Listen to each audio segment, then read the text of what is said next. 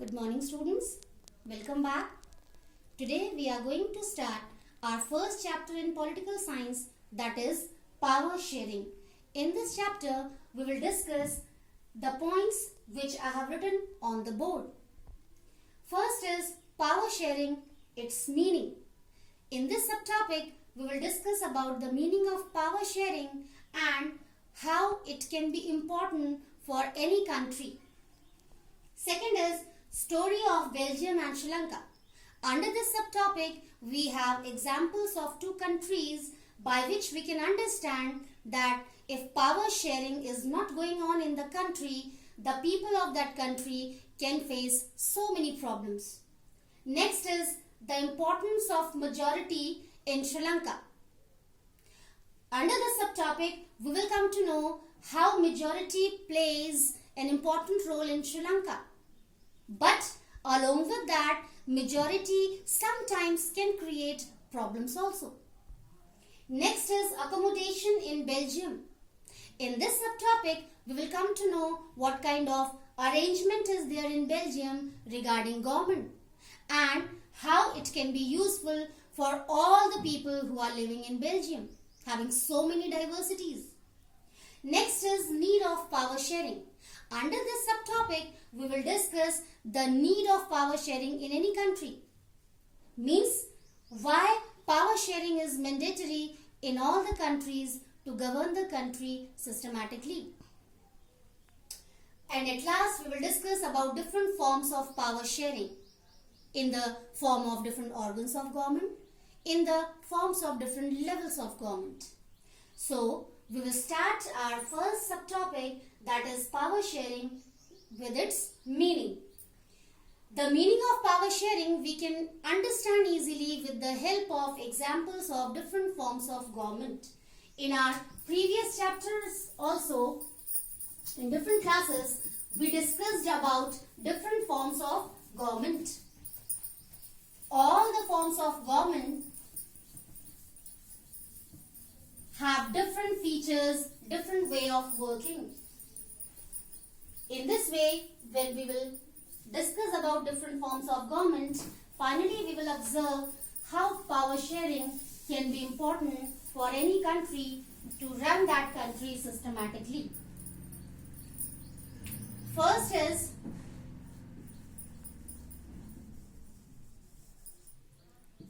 monarchy, form of government. Under monarchy form of government, the head of the country is king or queen. It means the whole power lies in the hand of king or queen. So students, we can imagine if the head of the country is a single person who can be king or queen, so might be the situation can come in that country that person can think first for his or her own benefit, and then the benefit, the goodness or welfare of common people can come. Might be the rules and regulations which are going to be framed by that head can be in the favor of his or her family members first, can be in the favor of his or her supporters first, and then common people can take place. Second is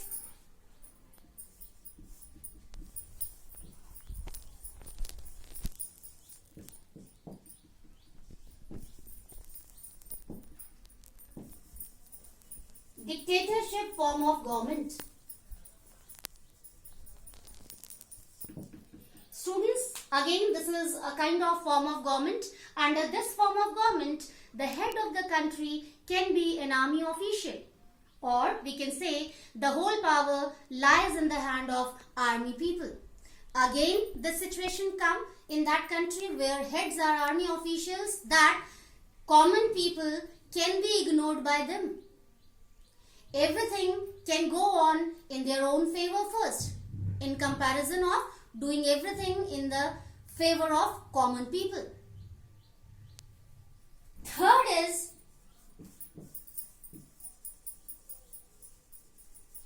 democratic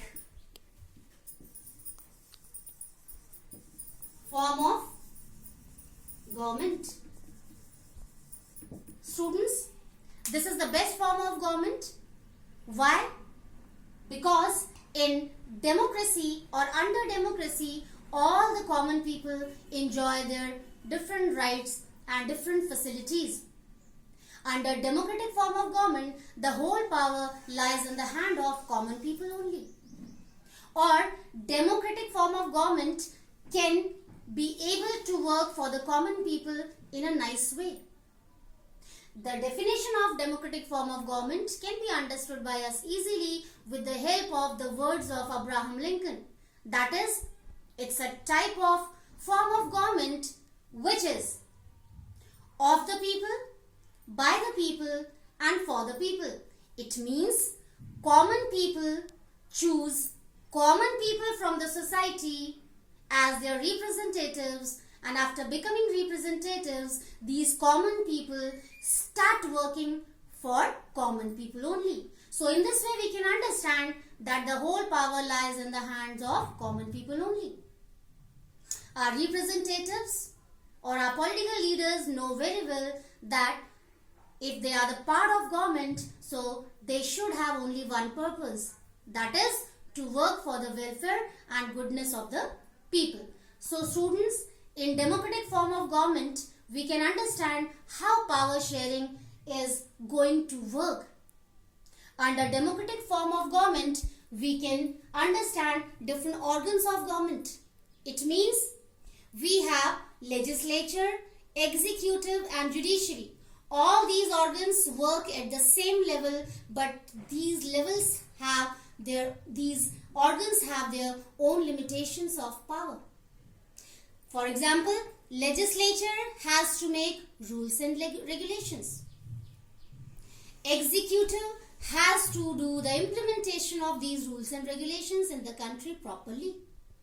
And finally, judiciary has the responsibility to provide impartial justice to all the people equally.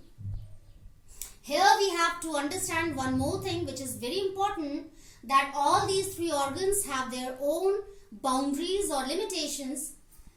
Executive and legislature cannot interfere in the work of judiciary, but judiciary has full right to interfere in the work of legislature and executive.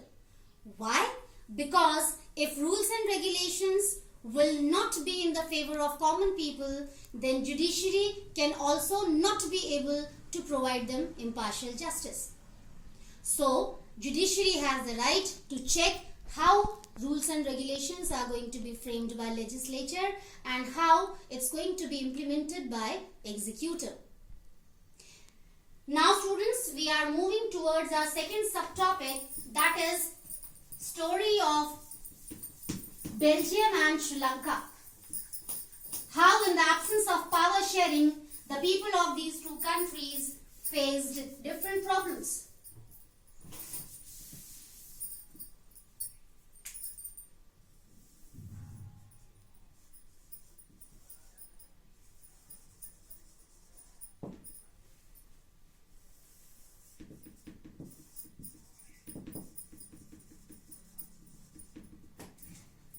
Students, we will start from the first country, that is Belgium. Belgium is a very small country having 1 crore population. 59% people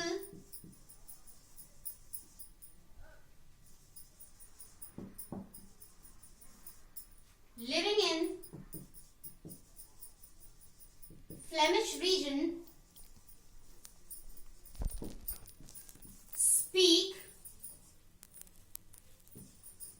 Dutch language.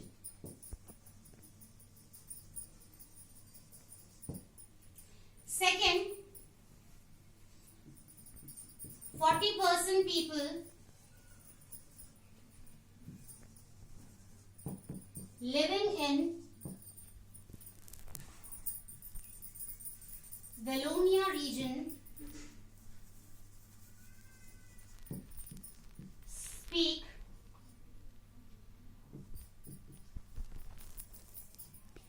French language.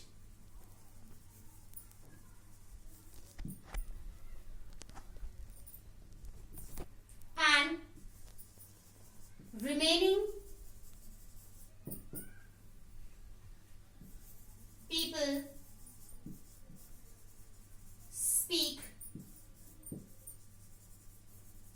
German. So students, 59% people who live in Belgium at Flemish region, they used to speak Dutch language. On the contrary, 40% people who live in Wallonia region in Belgium, they used to speak French language. And rest of the people who are remaining, they used to speak German. Now students, what does it show? It shows that in Belgium, on the basis of language, there is diversity. The people who are living in Belgium, they have different languages to speak. They don't have a single or same language which can be used by them. Another important thing which should be observed by us here, that is the role of majority. If 59% people who live in Belgium, they used to speak Dutch language, it means the majority is there of those people who used to speak Dutch language. And the people who used to speak French language, they are the part of minority. Even those people also who used to speak German there. And students, we know very well majority plays an important role in the society. How? Mostly or almost all the time it happens that all the people like to give support to those people who are the part of majority. Decisions can also be taken by anyone in the favor of those communities which are the part of majority. And same happened in Belgium also. The people who used to live in Flemish region, there the people who used to speak Dutch language, they enjoy a lot different facilities in the region, like facility of education, facility of healthcare, facility of getting good jobs. Why? Because they are in majority. Now on the contrary, in the same region, the people who used to speak other languages, they face different problems. They face the problem of discrimination, they face the problem of ignorance. Now, we have example of other country, that is Sri Lanka. Same goes on in Sri Lanka also in this chapter. In Sri Lanka,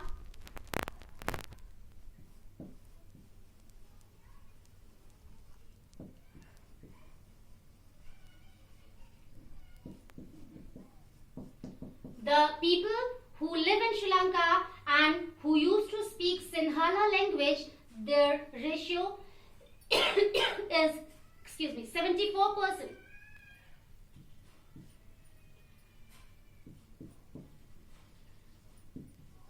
And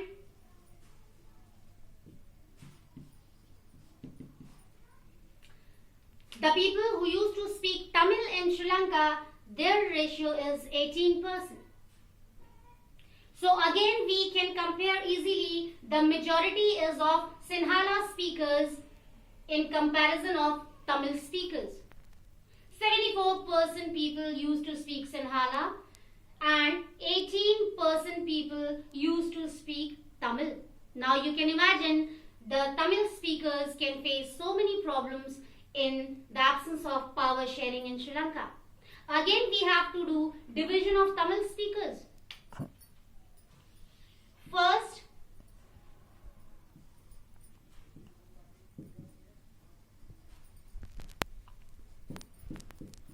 Sri Lankan Tamils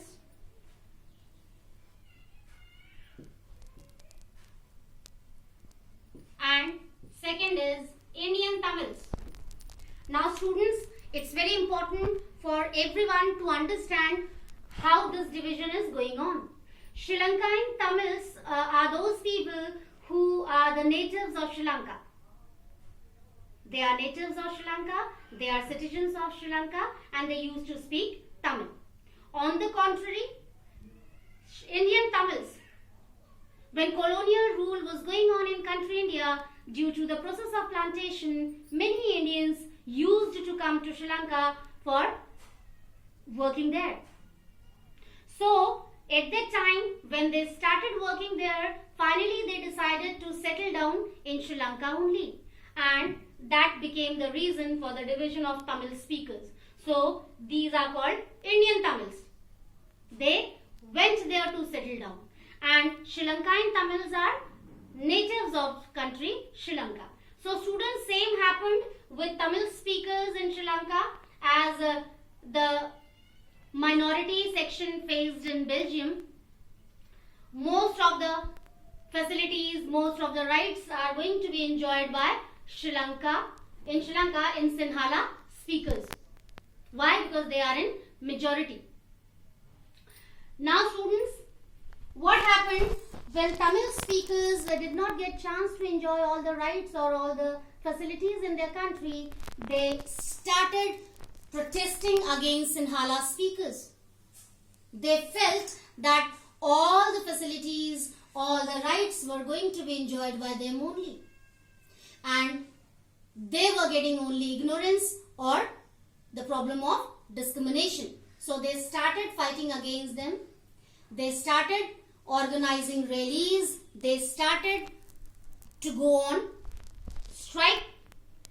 They started to write different articles in magazines or in different newspapers. But they did not get any kind of solution. Why? Because they were the part of minority.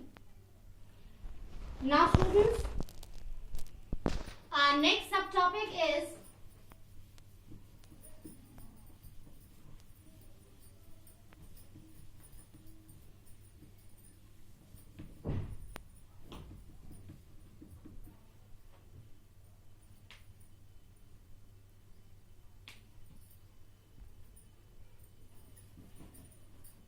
the role of majority in Sri Lanka. How majority started creating problems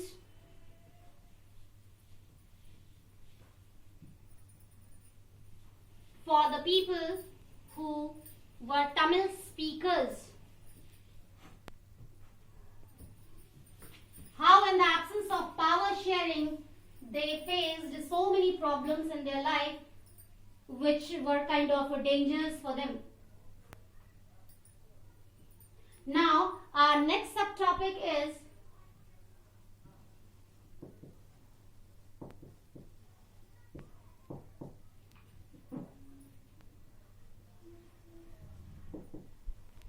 majoritarianism in Sri Lanka.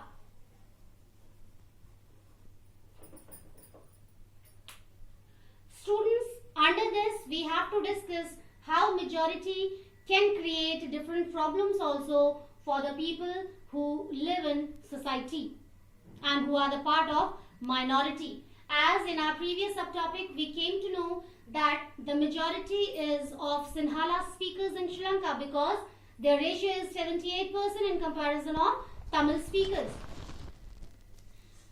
Now, what happened just because of majority of Sinhala speakers in Sri Lanka? In 1956, an act was passed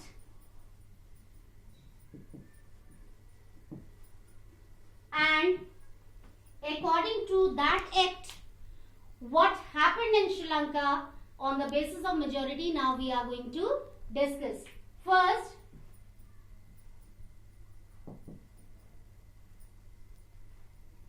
Sinhala speakers got more chances to be the part of government.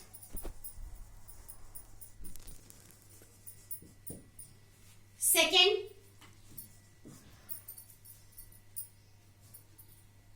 Sinhala language became official language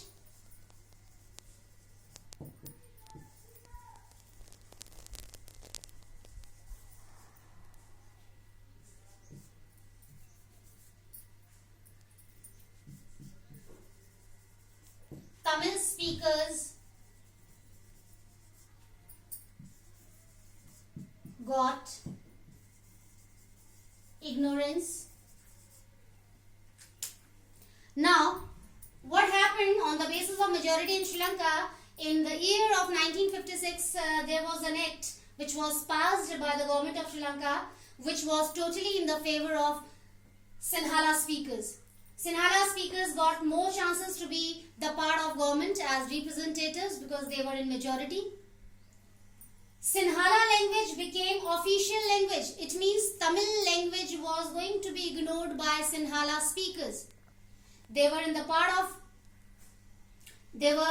of majority, so they gave preference to their own language first, and in return they gave ignorance to Tamil speakers. Less chances were there for Tamil speakers to be the part of government as representatives, and here with the help of second point we can understand Tamil speakers got totally ignorance in the society. Now we are moving towards our next subtopic, that is accommodation in Belgium. Students, just because of this ignorance, Tamil speakers, they stood against Sinhala speakers. They started protesting against them, but till 2009 they were struggling continuously, and in 2009 it was coming to end. But nowadays also sometimes we can come to know that different issues